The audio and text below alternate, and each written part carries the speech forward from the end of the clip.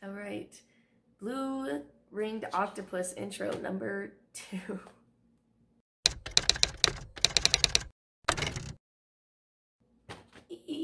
Anyways, uh, so this video you're going to be seeing me do the process of the blue ringed octopus. I'll show off some of the sketches because I don't remember if I do in the video. Anyways, here we go.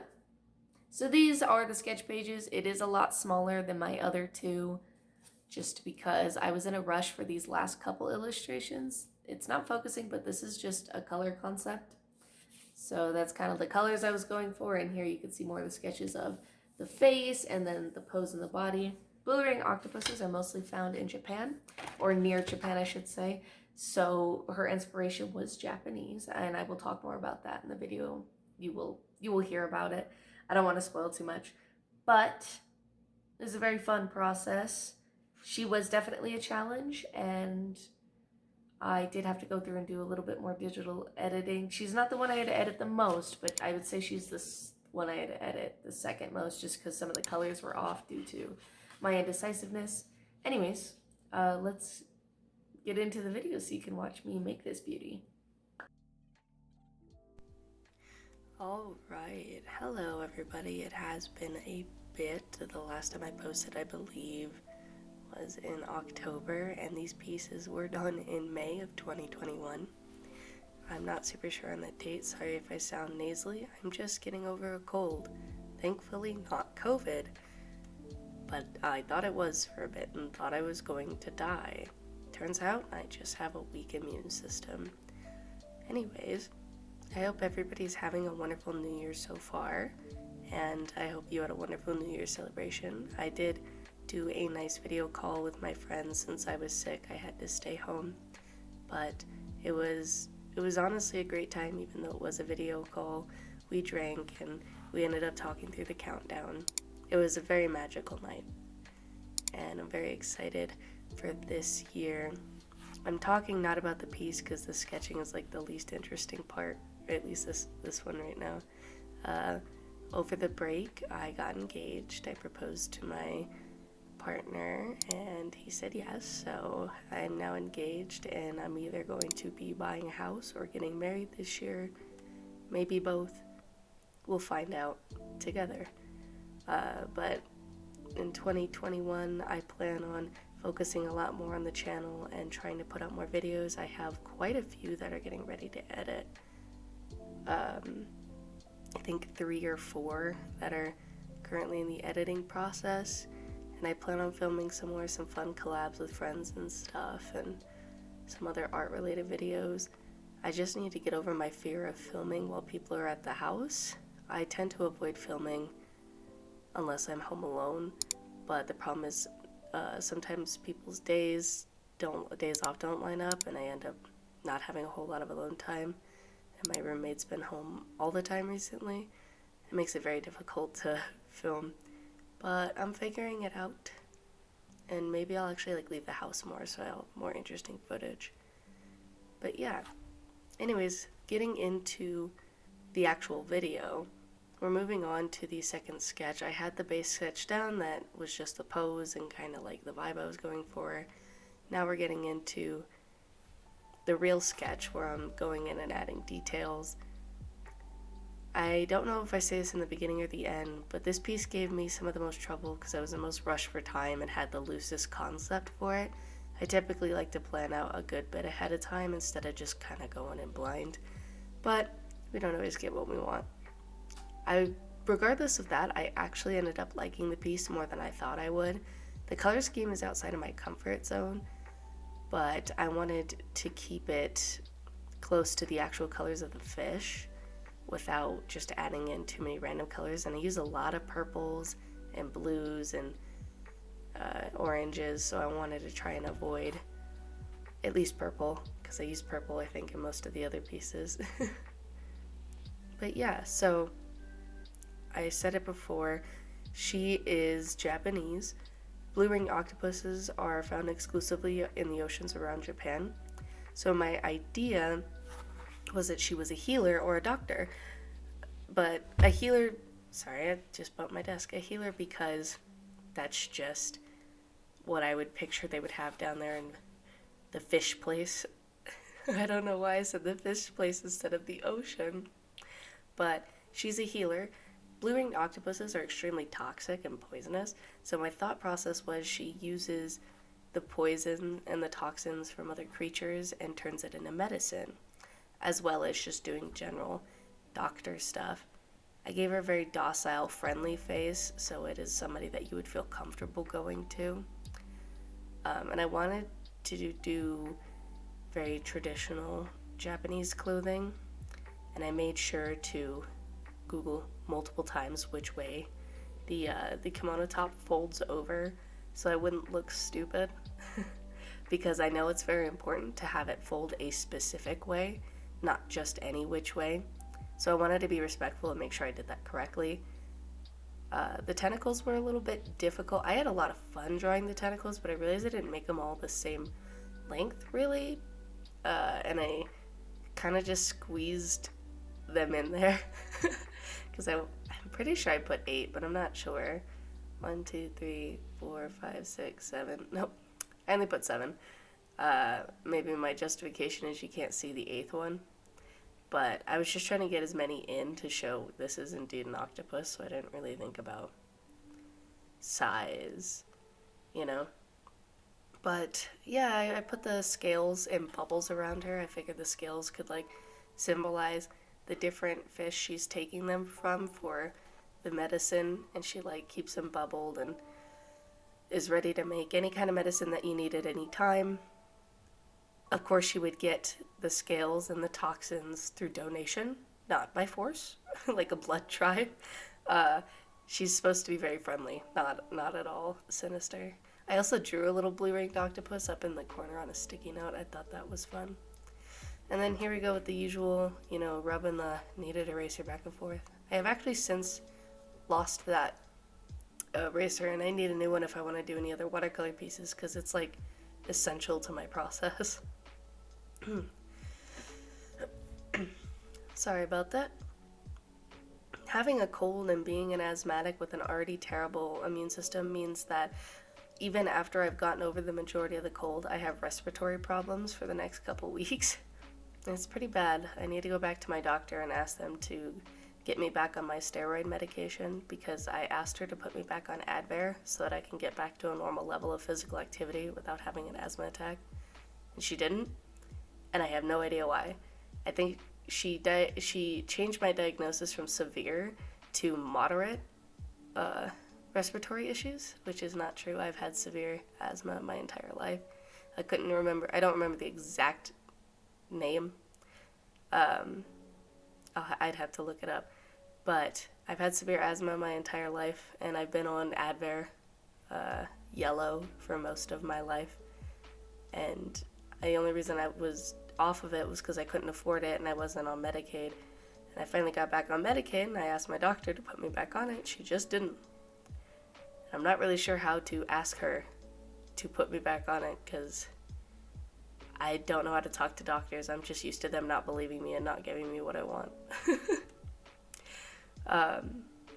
That's on that for Medicaid doctors.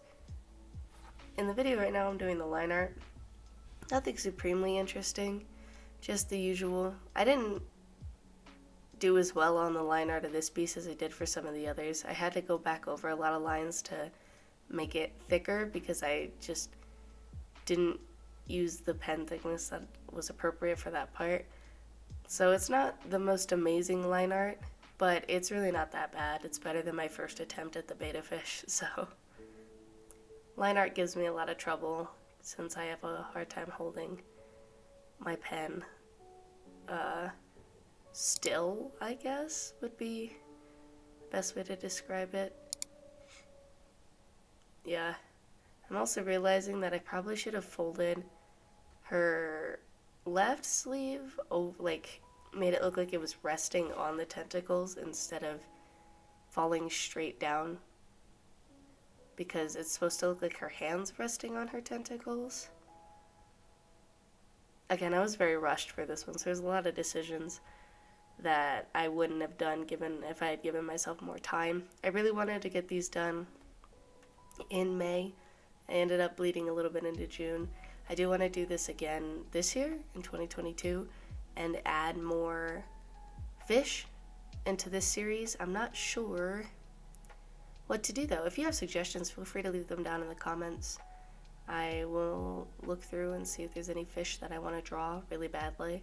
I have been wanting to do a koi fish, but I avoided it just because I thought it would be too cliche.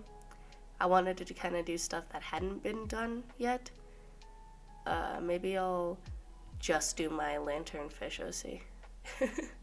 Just a whole month of just drawing her. That'd be fun. I am still on this top part of the line art. Wow. It does look better. I promise I go back over everything and it looks less shaky and all thin. The problem that I face with line art is I like to have varying line width, for visual interest, but my hands are a little too shaky. I don't have good enough brush control to use a brush pen.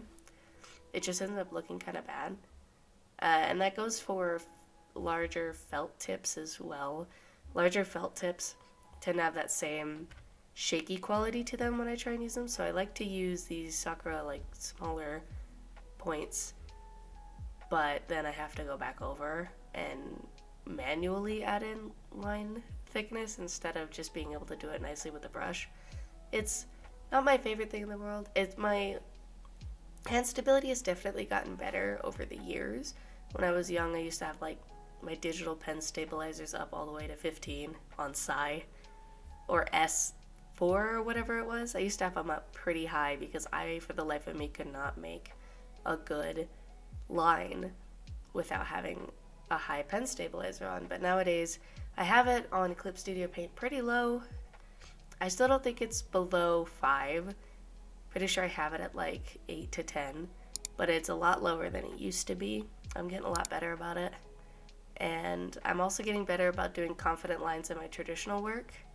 It's not easy. It's definitely not easy. I don't know if you've noticed, but my work isn't the most dynamic. It can become kind of stiff, and that's because I focus on design a lot more than I do the flow of a piece. I'm definitely more of a graphic designer than I am a fine artist, which is actually a video I want to do with my friend Hannah, who is a fine artist. I want to compare how fine artists versus graphic artists tackle different art challenges and subjects. Okay, so I cut out a piece and I'm starting a part of the voiceover over, if that's why it sounded a little jarring, because I terribly explained the difference between graphic artists and fine artists, and I want to try this again. So, graphic artist, which is what I describe myself as a graphic illustrator. As a graphic artist, I like to use a bunch of small details to build a whole piece, and though it may not look the most visually knock your socks off, all of the pieces are meant to work together to convey a message. And all art does that, but instead of convey a message through the whole visual, a graphic artist displays a message through its individual pieces, whereas a fine artist is kind of looking at the whole piece and is adding elements not to convey a message through each element, but to convey a message through just looking at the entire piece. It's kind of hard to explain, but if you look at the way graphic artists and fine artists approach things, graphic artists will break down a lot of their details and explain why they chose to add this one specific thing and how it alters the overall piece. And it's less about how it looks and more about the symbolism and what that shape or color communicates, whereas fine artists add things in because it looks nice and overall adds to the piece, but as its own individual element, it doesn't have meaning. It's just something that adds to the piece as a whole. A better way to I'll explain this better when we do the video together, Hannah and I, because if you look at our different pieces, again, hers are very visually stunning, super interesting, and have a lot of detail in them. But those details are added to add to the overall piece to make it that more visually stunning piece, instead of being something individually added for that individual purpose. Whereas my pieces aren't the most visually interesting, they're kind of flat, but I add a lot of little pieces to convey that message. So it's not about what's better or worse or what way of doing things is better or worse. It's just different. It's meant to create different things, and they're used in different purposes. My pieces would never look good in a gallery. They're just not visually interesting enough to be put in an art gallery. Whereas my friend Hannah's definitely are. She subscribes wholly to the fine art ideals. So her pieces would look really good in galleries, whereas mine look better on a website or on a sticker. And again, neither one is better or worse. It's just about how they're applied differently. And the way you think about your art is kind of what defines you as what kind of artist you are. And it's hard for me to explain both sides, but, you know, we'll get more into detail once that video comes around, because we've had the discussion before, and the way we make decisions in our art and how to incorporate things into our pieces is so vastly different. And I want to see how the two of us can take a similar concept and bring it together. That, if that makes any sense. You know, like, I'll give us the prompt to draw a rabbit and see what steps we individually take to get there, because that's going to really show our thought processes of art, you know? But yeah, back into the piece. We're finishing up the line art here soon. And by soon, I mean right when I said that, and I'm currently taping it down. As you can see much later now, the line art looks a lot more solid, a lot less shaky. I've added in that line depth variation. It's really nice. Also, I'm sorry if the video is kind of out of focus or just weirdly focused. This footage was not good. The lighting was bad, and it was kind of blurry, and I don't know why. My camera isn't bad. It's just sometimes I forget to focus it properly. I added in my editing software like the sharpen settings so that it would make it seem a little more focused, but it can only do so much, unfortunately. Here I am just cutting the tentacles out of the tape. Now I could just tape or stop drawing so close to the edge, but I won't. I'm going to be honest. I really do enjoy pieces of the illustration breaking the border I create with the tape. And the tape method is something not all watercolor artists use. I use it because this is the way I learned, and I kind of have grown attached to this. But not all watercolor artists will use this tape method. Some of them will pre-stretch their canvas. Some of them will tape down only from the back. You know, there's a lot of different methods. Also, yes, I'm completely aware I forgot to fully untape the tentacles. I do go back later and cut out that piece and paint it. It does look a little weird, though. I will I will be honest and admit that. But I'm going right in with the yellow. I decided to start with the yellow because I didn't want it to get muddied by the other paint colors as I went, so I went right in with that yellow to try and get the most vibrant and prettiest yellow color. And, you know, I probably have talked about the 2-cup method on here before, but the 2-cup method really does help this part specifically so that I can get such a vibrant, pretty yellow without any other colors interfering with it. I'm able to go back through and shade this yellow without it getting muddy or without there being any like green or blue in it. It stays a really nice, pretty, vibrant yellow. And if you guys want me to do like a tutorial on how I approach watercolors and the way that I make sure my paints don't get muddied, and I, you know, make sure it has plenty of dry time and make sure my my paper doesn't buckle too much, I'd be more than willing to do a tutorial. Just let me know down below if that's something you want to see. I think watercolor seems really hard because there's a lot of elements to keep track of, unlike with other paint. Like with acrylic, if you mess up, you could just paint over it, which is a really nice thing that you can't do in watercolor. If you mess up, you're stuck with that mistake and you either have to make it work or start over. And, you know, with acrylic, it's recommended you start with your darks and work your way up to your lights, versus with watercolor, you have to start with your lightest color and work your way to your darks. Otherwise, you're going to lose a lot of that dimension. It's just really interesting. The differences and what you start with will really influence the decisions in how you paint. I started with watercolor, so I paint like a watercolor artist, which has made things like acrylic very difficult for me, even though it's not in itself a difficult medium, you know? And yes, I do eventually want to try gouache. Or at least give it another shot. I did try it once when I was young, but I had really cheap gouaches that didn't really work. I would love to get some gouache and see if I could learn how to use that medium a little more successfully. I'm going to learn watercolor a little more in depth first. I posted it on my Instagram stories, but I did a full I keep saying watercolor, acrylic piece at my friend's birthday party, and I drew a crow with some sunflowers. And I had a lot of fun. It was the first time I had like enjoyed watercolor or acrylic since high school, and it was a really good time, and it makes me want to try acrylic more. Of course, I'll put it on a video of me learning some fun acrylic techniques, and then I'll move on to gouache from there, and maybe gouache will become my new favorite medium instead of watercolor. Though I am pretty attached to watercolor. I think I've now gotten down all the base colors, and I'm going in for the second coat. As you can see, it'll go on a lot darker than it dries. So be wary of that with your watercolor. You want to make sure you give it ample time to dry so you know what colors you're fully working with.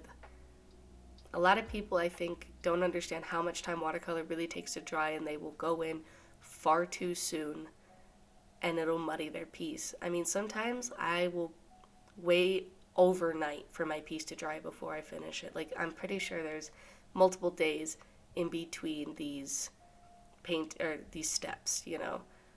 I will let it sit for hours to make sure it's fully 100% dry so I don't reactivate the paint when I go over it, because if I don't give it time to dry, these blue rings would have reactivated the yellow paint underneath, and it would have muddied the blue color, and it wouldn't have looked as nice as it did. So you definitely want to give it plenty of time to dry. Also, I had a lot of fun doing the blue rings. I don't do a whole lot of overlapping of separate colors just because I'm always worried about reactivating the paint since I use a cheaper paint. But I think the rings came out really fun and cool looking. They didn't blend in or bleed into the yellow too much, and they looked nice and ominous and dangerous. Also, I don't know if you noticed, there hasn't been any interludes for me to talk while I'm painting in the video, and that's because while I was editing, I realized I didn't talk like at all. I mostly just listen to videos, which is weird. I usually interrupt the video to talk about something in the middle of the process. Also, I messed up the sash pretty bad. I was trying to change the color, and I just ended up, I don't know what I did. I think I was trying to overlay purple onto it to make it a magenta, and I ended up just messing it up really bad. I do edit that in post. For the underside of the white part of the tentacles, I add a slight yellow hue to make it blend in a little bit better. So they're still white, but it's got that yellowy tint to it, just like the real thing. I think it makes it look a little less off-putting isn't the word, but it doesn't stand out as much in a good way. It's not looking so apart from the piece. It doesn't attract all your attention to see the bright white under flesh of the octopus. Instead, your attention is focused back on her face. And then now I'm just shading the suckers. Is that what they're called? Suction cups? But I'm just shading them, adding a little bit visual interest. I think I'm making the cups like a yellow color, and then I'm going to go in for the inside and shade it. I can't remember if it's like a blue or I use an orange. But yeah, just adding in details while I wait for other parts of the piece to dry. And the main colors of this piece are yellow, blue, and green, but I do add in some red here and there to contrast against the green. I think it worked out pretty well. The eyes look red right now, but they're supposed to be like a purpley color to match what the sash was supposed to be. And again, I edit that in post so it looks a little less weird. I don't know how much less weird, though. It's still probably pretty weird. Now I'm going in to do shading. Now that I have all the base colors down and that it's, you know, it's got its full saturation of what I want, I'm going to go in and shade the piece, starting obviously with the sleeves because it's an easy blocked off area. Though I probably could have added a gradient to make it seem like light was coming in at some angle. It's whatever. Doing the hair. I always like shading hair with watercolor. It's fun. This hair wasn't anything too terribly difficult. Pretty simple hairstyle.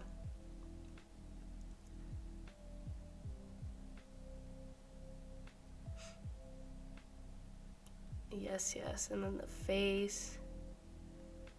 I remember the noses were kind of difficult because I didn't want to make them look like human noses, because these guys are supposed to be fish, but I still wanted there to be obvious that there was a nose, because, you know, fish can still smell to an extent. I don't know if octopuses have noses, but I thought it'd be too weird to not give her a nose. Anyways, it's just the same with all of them. They all have kind of funny shaped noses. I think the whale shark I should have given like a bigger nose, because they have the big flat schnoz. But that's a decision I can change later. The shading for this piece is pretty simple, nothing too crazy. It's a pretty simple piece overall, so... Okay, I did use blue. I wasn't sure. I think it's because I left the suction cup inside parts white, and a nice light blue on top of white, in my opinion, is like one of the best ways to shade a white. It just looks the nicest to me. I like to use blue for shading on top of a lot of stuff. Blue for shading on top of green is also really, really nice. It depends on what look you're going for, of course, but blue's a really good shading color, as well as purple. Red can be, but I feel like red can clash with too many colors and kind of muddy the colors and make it not look as good. But that depends, again, on what mood you're going for and what you're trying to communicate with your piece. These suction cups took so long to shade because it's such a small area. And you have to wait for them all to dry. I really liked how the watercolor edge was appearing on the kimono top from how much pigment I used. It looked really nice, and it made it look a little more authentic. I'm the firm believer that if you're going to use watercolor, it should look like watercolor. If you're smoothing it out to a point where it doesn't look like watercolor, there's no texture to it, there's no watercolor edge, it just kind of feels like a waste to use the medium. But I feel the same about all traditional mediums. You know, if you're going to use acrylic, put some brush strokes in there, make it a little messy, make it obvious the medium you're using, use that medium to its fullest extent, because if you're just going to blend it out and make it look all perfect, well then you could have used any medium. But everybody does their stuff differently. I'm not saying there's any right or wrong way, but that's how I like to use the mediums. I like to make it obvious what medium I used and use it to its full extent. I like that watercolor texture. I really, really like cold pressed paper because it has that paper texture. I really like having the hard watercolor edges that fray out just a little bit and having the uneven lay of the color. It's nice. I find it very nice. Now I'm going and I'm shading the tentacles, and I did use a yellowy orange. And again, I bring back up the 2-cup method because you can see I'm doing another yellow later on in the process, and it's not at all muddied by any other color because I'm using 2 cups to make sure that the water that I'm using from my pan, the water I'm using for my pan stays completely clean. It's a very good method. People don't believe me when I tell them that they really need to make sure they're cleaning off their brushes and dipping into both cups.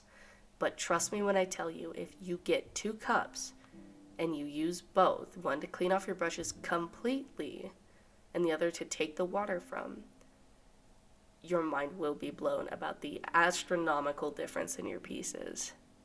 No joke. Here I am trying to shade the sash. It didn't go well. It just did not go well. And I'm pretty sure I'm just adding some more shading to the hair to give it a little more dimension, since it was kind of flat in my opinion.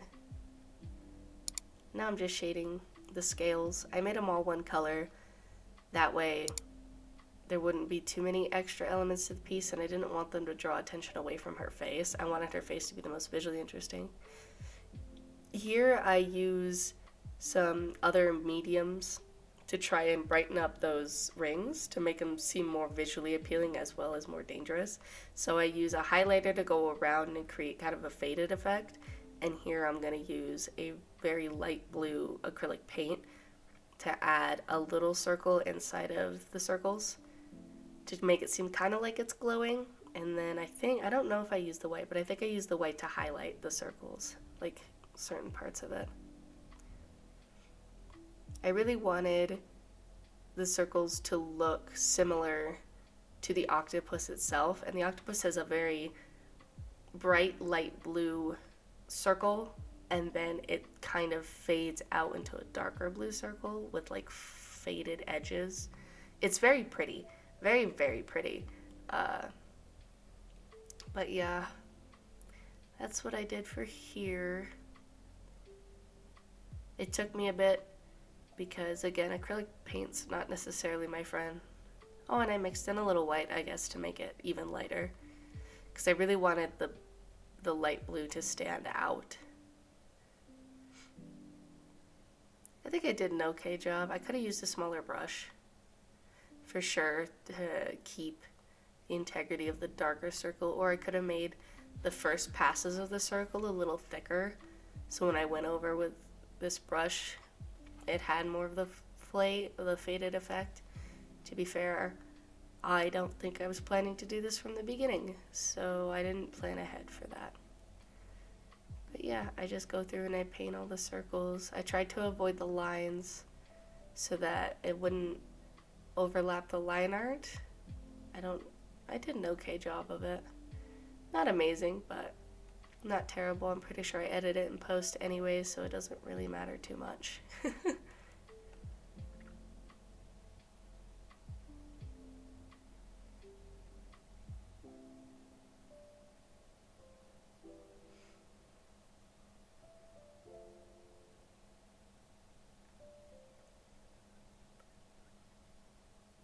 And then here I am just adding a pattern onto the kimono top, because I've noticed a lot of kimono tops have fun patterns on them. Now the problem was I just couldn't think of anything to add that wouldn't oversaturate the piece visually. I didn't want the piece to be too all over the place. Considering there was already a pattern on her, I wanted to kind of liken the pattern on her kimono top to that, so I did these half circles that are in with each other. I thought it looked really nice, and it didn't detract too much away from her face and the fun circles on the body. I wanted it to be a compliment, but not a showstopper, if that makes sense. Because I know a lot of kimonos have a lot of florals, but I felt florals would have clashed too much, and I also would have had too much trouble drawing such small florals on here. Though I'm sure now that it's been almost a year, and I've had a lot of practice drawing flowers, which you'll see in a later video when I post a digital speed paint. But now that I've had a lot of practice, I'm sure it would be easier. And just going in for some last minute touch-ups before I get to the background. I had to clean up my palette because acrylic paint, sticks. It sure does stick. I think I'm going in one more time with an even lighter blue to try and brighten up the circles. I just was not satisfied. Yeah, I'm adding a highlight so that it creates a little bit of dimension. And it does create dimension, and it creates a nice layer. I think it came out really well, especially on the stickers. So I can't complain. My perfectionism sometimes works with me instead of against me, and that's really nice.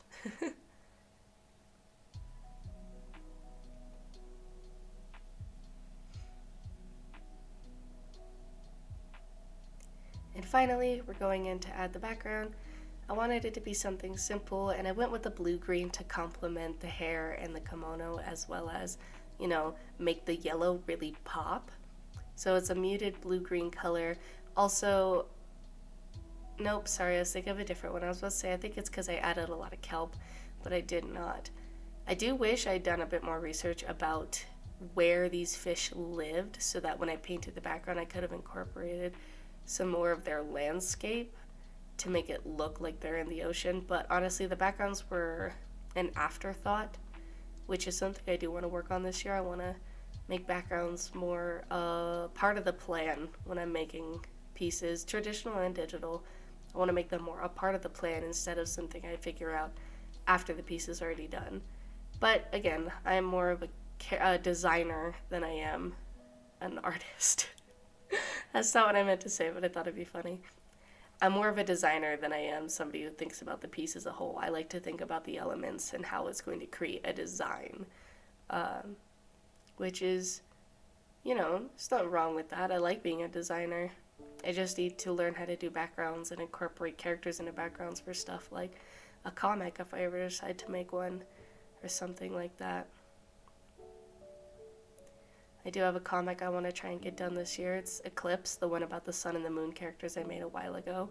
I'm going to redo their design a little bit because now I won't have the time crunch to make it within a certain time limit, so I can make them a little more complicated. And I'm either just going to release the script as a short story or I'm actually going to make the comic. I had already planned on making it pretty simple, so it'd just be, put out there. I think the story is really good and really solid. I just need to finish it. But that's easier said than done,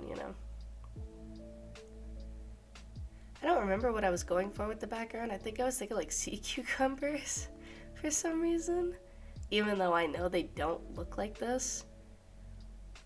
I think I was just going for something that was green and spiky for, again, visual interest, but not really caring about how it would affect anything.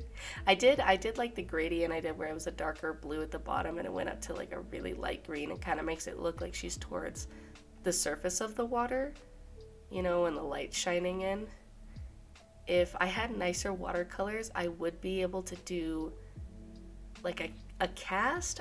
It's hard to explain because I can't show you, but I would be able to do like a very light wash over the entire piece, leaving some pieces unwashed to make it seem like there's beams of light coming into the ocean. But unfortunately, I don't have nicer watercolor. I use student grade for right now, so this is not super possible. And now, just going in with the white highlights. Nothing too crazy.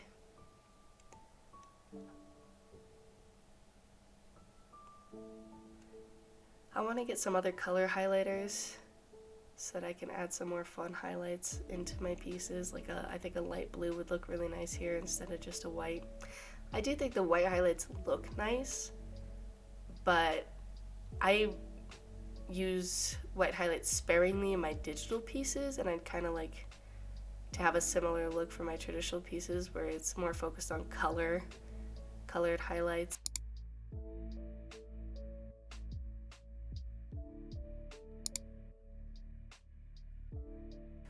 To make it, one, look less ugly, and two, make it seem like it was like silk. It didn't work. I know, it's not good. That's the one part of the piece that I really, really don't like, and I wish I had done better. I know that I edited heavily in the final. Oh, wow, that's my hair, and that's a lot of it in the frame. I was always afraid that would happen one day, and it did. But anyways, I'm just adding the finishing touches, which is the bubbles that I added to every piece, and the bubbles around the scales, and then she's done. So I hope you enjoyed listening to me ramble on about nonsense, me and my sicky self, and I hope you enjoy the final piece.